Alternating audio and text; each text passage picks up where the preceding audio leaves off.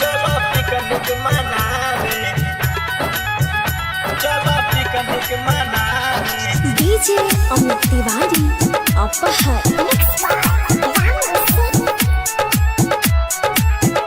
चलो पिकनिक मनावे, चलो पिकनिक मनावे।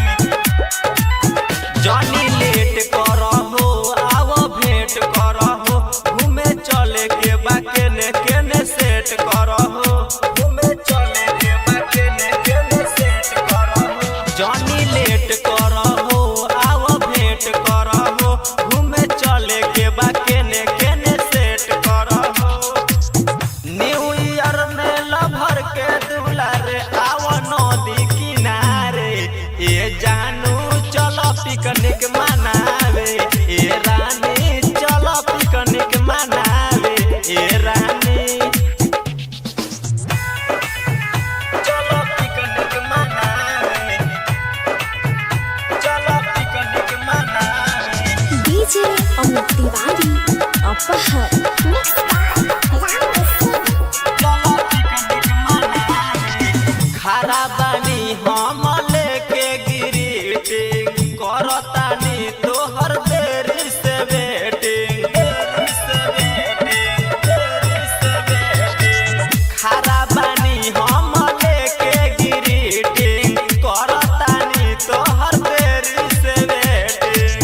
लभर के अपना श्रद्धा पुरावे आव नदी किनारे, ये जानू चलो पिकनिक मनावे, ये रानी चलो पिकनिक मनावे, चलो पिकनिक मनावे, चलो पिकनिक मनावे। डीजे अमित तिवारी अपहर चलो पिकनिक मनावे। अजित अकेला संगे चले के दियर, ओ नहीं मनावल जाई happy new year, happy new year, happy new year. Ajit अकेला संगे चले के दियर, ओ नहीं मनावल जाई हैप्पी न्यू ईयर। और उन आशिक राम रहिया निहार आव नदी किनारे, ये जानू चलो पिकनिक मनावे, ये रानी चलो पिकनिक मनावे। मां मनोकामना रिकॉर्डिंग स्टूडियो बकरी बाजार चक्की। Mobile number 8825156667।